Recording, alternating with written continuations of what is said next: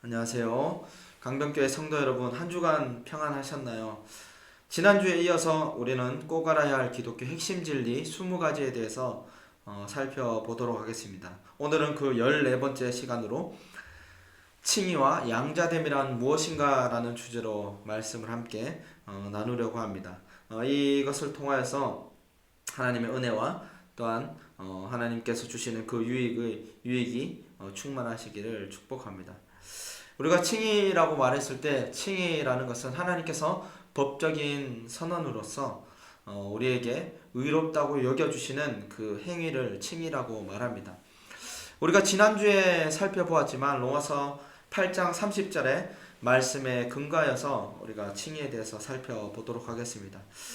30절에 이렇게 말하고 있습니다. 또 미리 정하신 그들을 또한 부르시고 부르신 그들을 또한 의롭다 하시고 의롭다 하신 그들을 또한 영화롭게 하셨느니라 라고 말씀하고 있습니다. 이 말씀에서 의롭다 하시고 라는 이 부분이 바로 칭의에 해당되는 내용이죠.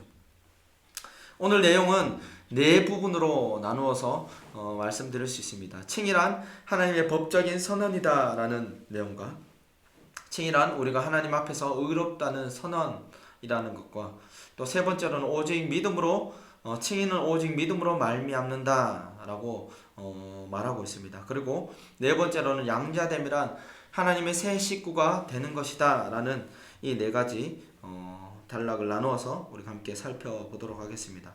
먼저 첫 번째로는 칭의란 하나님의 법적인 선언입니다. 하나님께서 법정에서 죄인들에게 너희는 의롭다라고 선언하시는 그 행위가 바로 칭의라는 것이죠. 그것이 어떻게 이루어지는가라는 것은 먼저 첫 번째로는 하나님이 사람이 하나님의 부르심에 회개와 믿음으로 반응할 때 하나님은 그 사람의 죄를 용서받은 것으로 간주해 주십니다.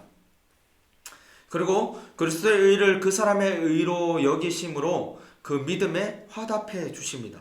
그 순간 하나님은 그 사람을 하나님이 보시기에 의롭다고 선언하시는 그 행동, 하나님의 그 행동을 바로 칭의라고 말하고 있습니다. 따라서 이 칭의는 하나님의 즉각적인 법적인 행위로서 하나님은 이를 통해서 우리의 죄를 용서받은 것으로 간주해 주시고 그리스도의 의를 우리의 것으로 여기시는 것이 바로 칭의라는 것입니다. 그리고 우리를 의롭다고 여겨주시는 것이 바로 칭의라는 것이죠. 여기서 하나님이 보시기에 도덕적으로 옳다라고 선언하시는 것입니다. 세상에서 정직하고 죄를 짓지 않고 깨끗한 사람이라고 법정에서 너는 죄가 없다라는 그 선언을 얘기하는 것이 아니라 하나님께서 보시기에 의로운 존재라고 선언하시는 것이 바로 칭의라는 것이죠. 따라서 바울은 칭의가 복음의 부르심에 믿음으로 반응한 후에 온다라고 말하고 있습니다. 그리고 칭의란 우리의 믿음에 대한 하나님의 반응이다라고 말하고 있는 것입니다. 로마서 3장 26절에서 이렇게 기록하고 있죠. 곧 이때 자기의 의로우심을 나타내사 자기도 의로우시며 또한 예수를 믿는 자를 의롭다 하려 하심이라. 다시 말하면은 예수 그리스도의 그 의로우심 같이 우리도 의롭게 하시는 것이 바로 칭의라는 것입니다. 자기도 의로우시며 예수님을 믿는 그 사람, 예수님을 믿는 자도 의롭게 하시기 위해서 예수님을 우리에게 보내주신 것이죠. 그리고 성경의 또 다른 구절들을 살펴보면은 로마서 5장 1절에서는 이렇게 말하고 있습니다. 그러므로 우리가 믿음으로 의롭다 하심을 받았으니 우리 주 예수 그리스도로 말미암아 하나님과 화평을 누리자. 믿음으로 의롭다 하심을 받았다라고 말하고 있습니다. 예수 그리스도를 믿음으로 말미암아 우리가 의롭게 되는 것이죠.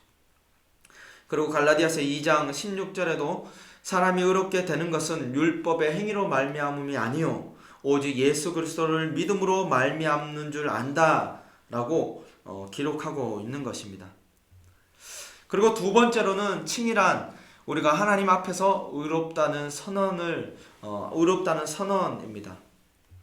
우리가 하나님 앞에 죄인의 신분으로 하나님의 법정에 하나님의 심판대 앞에 서게 되는데, 하나님께서 그 심판대 앞에서 우리를 의롭다고 선언하시는 것이 바로 칭의라는 것이죠.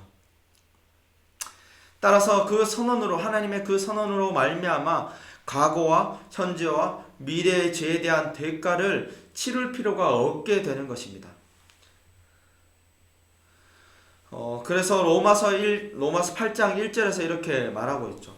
그러므로 이제 그리스도 예수 안에 있는 자에게는 결코 정죄함이 없나니, 예수 안에 있는 자에게는 하나님께서 그 죄에 대한 대가를 묻지 않으신다라는 것입니다.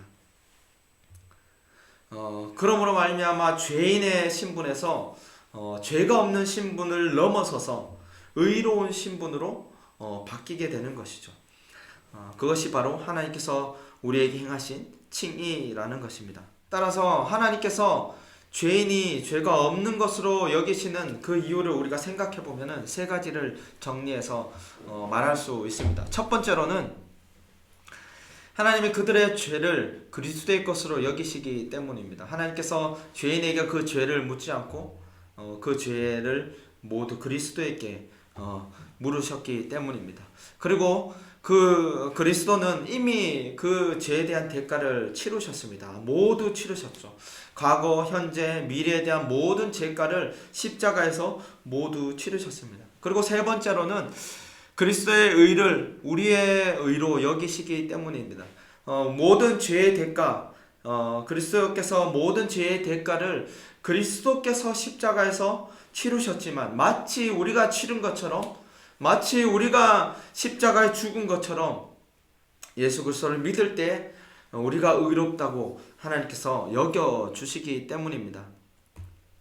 따라서 고린도 후서 5장 21절에서는 이렇게 기록하고 있습니다. 하나님이 죄를 알지도 못하신 이를 우리를 대신하여 죄로 삼으신 것은 우리로 하여금 그 안에서 하나님의 의가 되게 하려 하심이라. 죄가 없으신 예수 그리스도를 그 모든 죄를 치르시게 하신 그 이유는 그 안에서 우리가 하나님의 의가 되게 하려 하심이다 라고 성경은 기록하고 있습니다. 예수님께서 왜 그렇게 죽으셔야 했는가 라는 것은 하나님께서 우리를 죄인의 신분에서 의인의 신분으로 옮기시기 위해서, 하나님의 그 사랑을 온전히 드러내시기 위해서 행하신 일이다 라는 것입니다. 그리고 세 번째로는 이 칭의라는 것은 오직 믿음으로 말미암는다 라는 것을 우리가 기억해야 합니다. 에베소서 2장 8절에서 9절에 이렇게 기록하고 있습니다. 너희는 그 은혜에 의하여 믿음으로 말미암아 구원을 받았으니 이것은 너희에게서 난 것이 아니요 하나님의 선물이라. 행위에서 난 것이 아니니 이는 누구든지 자랑하지 못하게 함이라. 칭의라는 것은 믿음을 바탕에 두고 있다는 것이죠. 예수 그리스도를 믿지 않고서는 그 칭의, 하나님의 법적인 선언, 의롭다는 그 선언을 받을 사람이 없다라는 것을 말하고 있습니다. 또한 로마서 3장 24절에서 이렇게 말하고 있습니다. 그리스도 예수 안에 있는 속량으로 말미암아 하나님의 은혜로 값없이 의롭다 하심을 얻은 자가 되었느니라. 여기서도 마찬가지죠. 값없이 의롭다 하심을 얻은 자가 되었다. 우리가 십자가에 실질적으로 매달려 죽은 것은 아닌 것이죠. 우리가 물론 매달려 죽는다고 해서 하나님의 그 진노가 온전히 사라지는 것도 아니지만, 그럴 능력과 힘도 없지만 그렇게 하지도 않았다라는 것이죠. 따라서 우리의 공로는 아무것도 없다라는 것입니다. 하나님께서 전적인 공의와 전적인 사랑으로 말미암아 우리가 의롭게 되었다라는 것을 성경에서 분명히 말하고 있습니다. 따라서 우리가 그것을 의롭게 된 것을 우리가 자랑할 수 없는 것이죠. 우리가 자랑할 것은 오직 예수 그리스도밖에 없다라는 것입니다. 값없이 우리가 의롭다 하심을 얻었다라는 것을 생각할 때 우리는 하나님의 그 은혜에 감사하며 우리의 모든 것을 드려도 아깝지 않은 그런 마음과 또한 모습을 또 삶을 살아가게 되는 것이죠. 따라서 이 칭의라는 것은 하나님의 은혜의 결과입니다. 하나님께서 베푸신 그 은혜의 결과가 바로 칭의라는 것이죠. 그리고 칭의는 우리의 믿음에 대한 하나님의 반응입니다. 우리가 믿지 않는데 하나님께서 의롭다고 법적으로 말씀해 주시지 않는다는 것이죠. 우리가 믿음이 바탕이 되었을 때, 예수 그리스도를 믿을 때 우리가 의롭다고 여겨지는 것이죠. 그리고 칭의는 믿음의 바탕을 두지만 우리의 공로로 되는 것은 아니다라는 것을 우리가 기억해야 됩니다. 우리는 우리의 공로로 내가 믿었지, 내가 하나님 교회 나왔고 내가 예수님을 믿었다라고 생각할 수 있지만 그것 또한 하나님께서 주시는 선물이라는 것을 우리가 기억해야 되고, 또한 우리의 믿음의 바탕을 두고 있지만 모든 공로는 그리스도께 있다라는 것입니다. 그 칭의는 오직 그리스도의 이루신 그 공로의 바탕을 둔다라는 것입니다. 우리가 그 공로를 생각할 때 죄에 대한 어떤 대가를 아무것도 치른 것이 없다라는 것이죠. 그리고 그리스도의 공로의 바탕을 둔다는 것은 마찬가지로 위에서 얘기했지만 우리가 그 죄에 대한 대가를 치를 필요가 없다라는 것입니다. 그것이 얼마나 우리에게 은혜가 되는지 모릅니다. 그러나 로마 카톨릭에서는 칭의를 좀 다르게 생각합니다. 로마 카톨릭에서는 칭의는 믿음과 더불어 교회의 성사, 은혜의 방편들을 통해서 이루어진다라고 말합니다. 교회의 성사라는 것은 7성사로 세례, 견진, 성체 성사, 고해 성사 이러한 것들을 통해서 의롭게 된다라고 말하고 있습니다. 그리고 이 칭의라는 단어보다는 의화라는 단어가 더 맞습니다. 더 많이 사용합니다. 그리고 이러한 것들을 통해서 완전히 의롭게 될 수 없고 또한 연옥에서 그것을 정결하게 해야 된다라고 가톨릭에서는 말하고 있습니다. 그래서 이 가톨릭 신자들은 그 믿음에 대한 확신이 없습니다. 내가 죽으면 어떻게 될지, 혹은 연옥에서 내가 어떻게 얼마나 많은 죄에 대한 대가를 치러야 되는지 알 수 없기 때문에 늘 불안한 것이죠. 그러나 우리 기독교는 어떻죠? 우리가 함께 읽었지만 로마서 8장 1절에서 그러므로 이제 그리스도 예수 안에 있는 자에게는 결코 정죄함이 없나니 라고 성경은 분명히 기록하고 있습니다. 예수 그리스도 안에 있는 자는, 예수님을 바라보고 예수님을 믿는 자는 하나님의 그 진노를 벗어난다는 것이죠. 하나님의 그 진노에서 벗어나서 의로운 존재가 이미 되었다라고 말하고 있습니다. 이 사실을 우리가 꼭 기억하고 두려움에 떨지 않고 하나님의 그 심판대 앞에 섰을 때 영광스러운 모습으로 나아갈 수 있게 된다는 사실을 꼭 기억하시길 바랍니다. 그리고 마지막으로는 양자됨이란 하나님의 새 식구가 되는 것을 말해주고 있습니다. 양자됨이라는 것은 예수 그리스도를 영접함으로, 예수님을 믿음으로 말미암아 하나님의 자녀가 되는 권세를 말합니다. 요한복음 1장 12절에서는 이렇게 기록하고 있죠. 영접하는 자 곧 그 이름을 믿는 자들에게는 하나님의 자녀가 되는 권세를 주셨으니, 앞서 칭의라는 것은 하나님께서 죄인인 우리를 의롭다고 여겨주시는 법적인 선언이라고 말씀을 드렸습니다. 따라서 죄인인 우리가 죄가 없는 것으로 여겨주시는 그 은혜, 그 특권이 바로 칭의라는 것인데, 양자됨이라는 것은 하나님께서 죄가 없는 것을 여겨주시는 것을 넘어서서 영접할 때, 예수 그리스도를 영접할 때 하나님의 자녀가 된다라는 것을 얘기합니다. 하나님의 자녀가 된다라는 것은 하나님과 더 깊은 관계로 들어가게 되는 것이죠. 그리고 또한 하나님께서 주시는 그 모든 것들을 상속받을 수 있는 그 권세가 자녀에게 있는 것이죠. 따라서 하나님께서는 우리를 양자로, 우리를 자녀로 삼으심으로 우리가 종이 아니고 노예가 아니라 하나님을 경외할 뿐만 아니라 하나님과 친근하게 교제하며 화목을 누릴 수 있는 존재로 우리를 부르셨다라는 것을 우리가 기억해야 됩니다. 이것이 얼마나 큰 은혜가 되는 것인지요. 그러나 우리가 이 세상을 살아갈 때 하나님의 자녀이지만 우리가 때로는 고통과 고난이 찾아옵니다. 그것은 왜 그럴까요? 로마서 8장 17절에 보면 이렇게 기록하고 있습니다.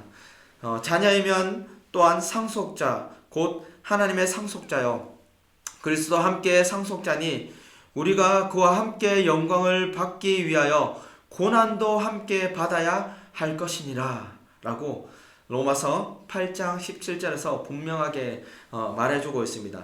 따라서 이 땅을 살아갈 때 우리가 왜 하나님의 자녀인데 나는 예수님을 믿는데 왜 고난받고 고난이 우리에게 찾아오고 어려움이 우리에게 닥치는가 라는 것을 우리가 생각할 때 우리가 그 영광스러운 하나님의 그 상속을 받기 위해서는 우리 또한 예수 그리스도처럼 예수님께서 받으신 그 고난을 우리도 받아야 된다라는 것을 성경은 분명하게 말해주고 있습니다. 우리가 고난을 받는다라는 것은 이 땅 가운데서 의인으로 살 때 예수 그리스도를 믿음으로 말미암아 고난을 받는다라는 것은 바로 우리가 정말 하나님께서 말씀하신 그 상속자이구나 라는 것에 대한 증거이기도 한 것이죠. 따라서 우리는 고난을 받을 때 실망하거나 좌절한 상태로 계속 가지 않는다라는 것입니다. 마지막으로 로마서 8장 18절에서는 이렇게 이어서 말하고 있습니다. 생각하건대 현재의 고난은 장차 우리에게 나타날 영광과 비교할 수 없도다. 하나님께서 주실 그 영광, 우리에게 주시는 그 은혜에 비하면은 아무것도 아니다라는 것을 우리가 늘 기억하며 우리에게 닥치는 그 고난이 어렵고 고통스러울지라도 하나님의 그 영광을 바라보며 우리를 영광스럽게 하실 그것을 기억하며 이 고난의 때를 이겨나가시는 우리 강변교회 모든 성도님들이 되시기를 주님의 이름으로 축복합니다.